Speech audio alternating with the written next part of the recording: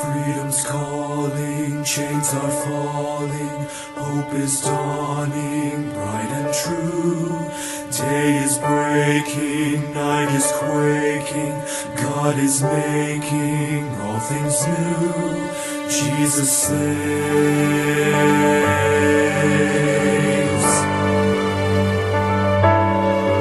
Hear the heart of heaven beating, Jesus saves, Jesus saves, and the hush of mercy breathing, Jesus saves, Jesus saves.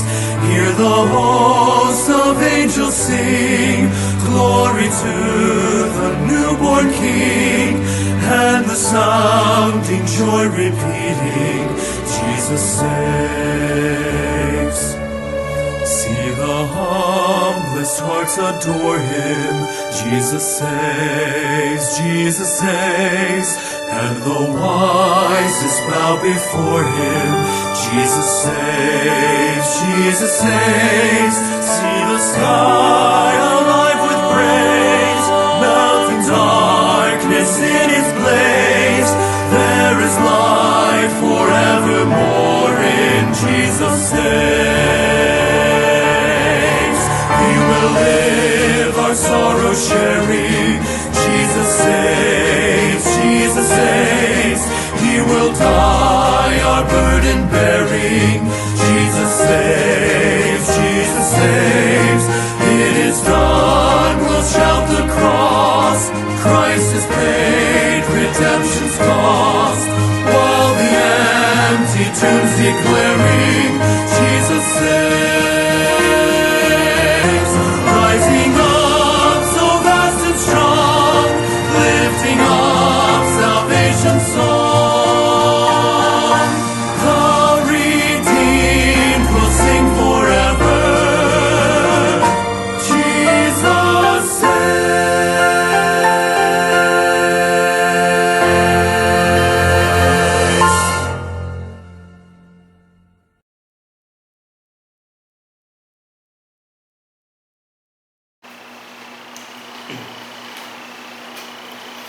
Igala, may adlaw, ako si Joseph Mark Sacedon, o kininasab ang 15-minute Bible Truth Ministry sa Emmanuel Bible Baptist Church, Lapulapu City. And kaning takda karon atong kamalandungan sa Bible, no?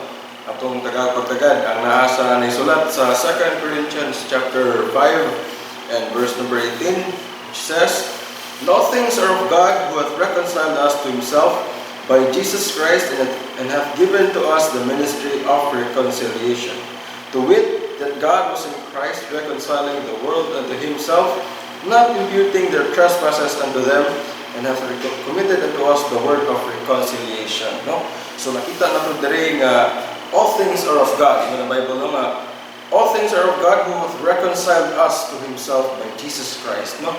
Ang Ginoo, ang tanan ko ng mga butang kay iya sa Ginoo nga nag-reconcile, nga napakipuli nato to Himself, nga nakipagipuli siya nato, ang kagalingon pinaagi ni Jesus Christ through reconciliation. No? Nganong kinahanglan dita ipakipuli sa Ginoo? Nganong kinahanglan ta nga somehow i-reunite ta sa Ginoo?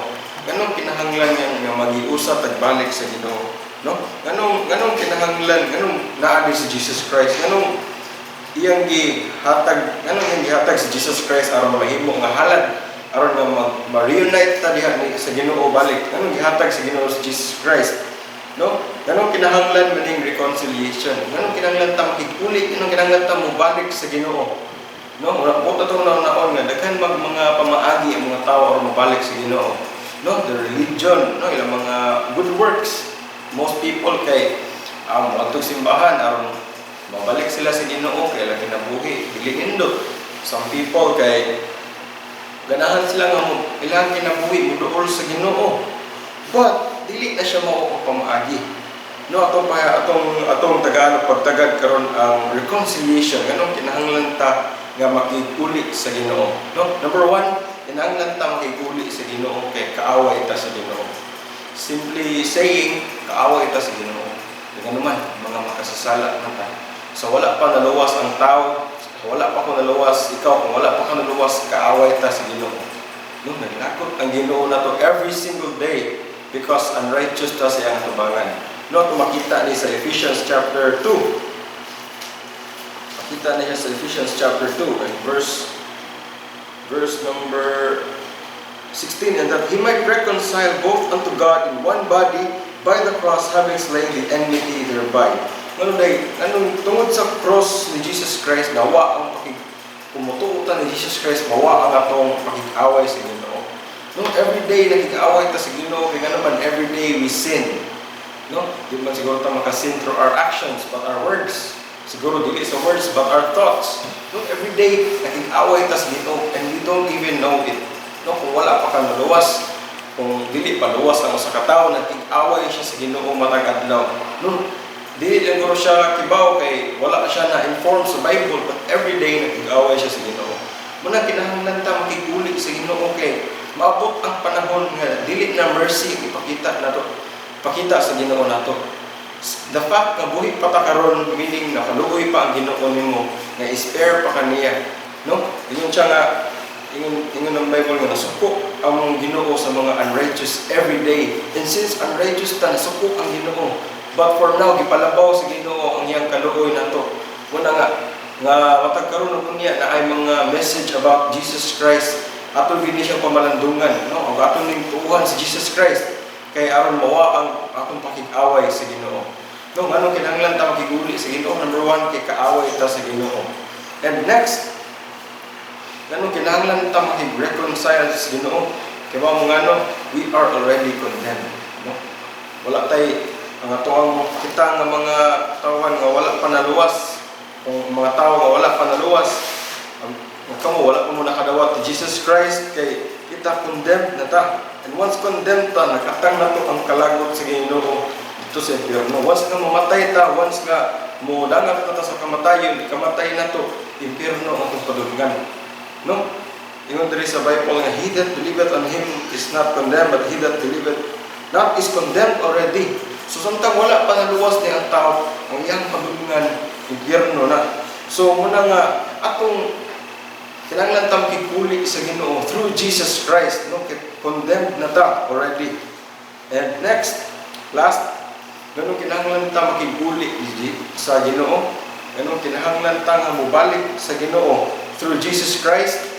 Kay lastly, we are the children of the devil, itong mga sa Bible. Yung mga tao nga, kung ato silang ingnan ani, masuko sila. Well, yes, some people ma-offend sila ani, but this is the truth. No? Muna niya gisulat sa Bible. Muna siya ang giingon sa Ginoo. Giingon diri sa John chapter 8 verse 44, "Ye are of your father the devil, and the lust of your father ye will do. He was a murderer from the beginning, and abode not in the truth, because there is no truth in him.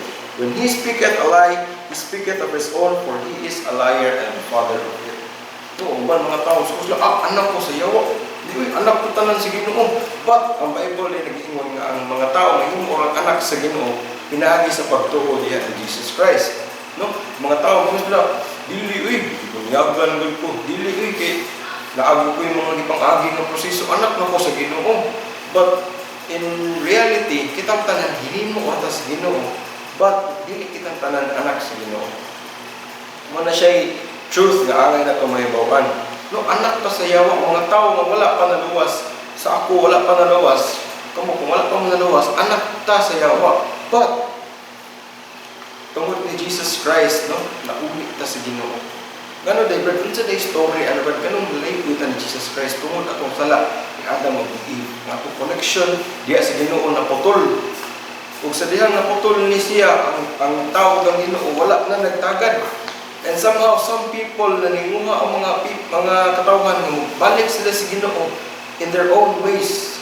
No? Naninguha sila, dagan sila mga pamaagi, but dili man na siya mong ipangita sa Ginoo. Kay we all fall short of the glory of God. Kung sa itong paninguha nga mabalik ta sa Ginoo, di magit na ito makaya. Kaya tanan na itong buhaton nga good in front of God are as filthy rags. Kaya nga itong kasing-kasing palang daan, dunod na. But, tungod sa kaayo sa Ginoo, siya mo nangita na to, siya mo naghatag og simple nga pamaagi. Kaya some people, ilisod-lisod ilang kaugalingon. Some people kana magsakripisyo, magastog lako, but ang Ginoo naghatag sa iyo ng pamaagi through Jesus Christ lang. Ingon si Jesus Christ, I am the way, the truth, and the life. No man cometh unto the Father but by me. Ingon sa the Bible na there is one mediator between God and man, the man Jesus Christ. So si Jesus Christ sa atong bridge or ma-reconcile ta sa Ginoo. And dili pag sa atong panimuha. Ang Ginoo nga naninguha nga ma-reconcile ta niya. In fact, ingon siya sa Isaiah chapter 1 nga siya, come now, let us reason together. Siya mo'y nanimbitar. Nimo siya mo'y nanuktok sa mong kasing-kasing karon nga makikuli nimo. Imbes nga kita mga tao may makasasala, kita mga tao may mga daotan, siya mo'y nakikuli nato. All we have to do is believe and have faith in Jesus Christ. No more na mo pangayo sa inong simple ra kayo, but some people find it hard to believe the fact na muna nga dili sila mo tuo hantod nga mga matay sila, Islam kabalik sa Ginoo. And it's very sad to know nga some people ng anak, no? And we know asa pa dong ang mga tao nga wala tuo ni Jesus Christ sa impyerno. Busa karon ikaw na minaw pa napakay higayon. Na maminaw ani dawata si Jesus Christ mo kasing-kasing. No, siya ang paagi aron makigulit ta sa Ginoo. And para dili ta moadto sa impyerno, sa kalayo sa impyerno. No, moro na igala kay kitang tanan ang mga tao nga wala pa naluwas na nalayo siya sa Ginoo, nahilayo siya sa Ginoo, and if we try by our own selves nga manimuot at balik sa Ginoo, mo fall short ulit ta. Muna nga, gihatag sa Ginoo si Jesus Christ aron mahimong bridge between us and God. What does Jesus Christ? No, samtang dili pa ulahi ang tanan. No, tomorrow might be too late. Later might be too late. Next week might be too late. No, what does siya karon? Ingon siya sa Isaiah chapter 1 verse 18. Atong basahon aron dili ta inan nga nagpinuang na dire. No, Isaiah chapter 1 verse 18. Come now, and let us reason together, saying the Lord. Though your sins be as scarlet, they shall be as white as snow. Though they be red like crimson, they shall be as wool. No, kita na nakasa, no, grabe atong sala. But siya mo ingon, come now. Ingon siya sa Revelation, I stand at the door and knock. Nanoktok siya itong kasing-kasing. No? Dungkol na to siya. Ablihan na to itong kasing-kasing. Dawaton na to siya. It's not too late. Samtang buhi pa ta. Samtang naginhawa pa ta everyday. Nag-experience sa kaluoy sa Ginoo. Dili pa too late. Dili pa uwahi ang tanan. No? Makikulit ta sa Ginoo. Kaya siya nag-offer na udalan aron makikulit ta niya. All we have to do is believe and accept Jesus Christ in our hearts. Have faith in Jesus Christ. Moro na mga higala. So, moto siya, moro to nga to ang pagkahisgutan karon. Salamat sa iyong panahon, salamat sa pagpaminaw.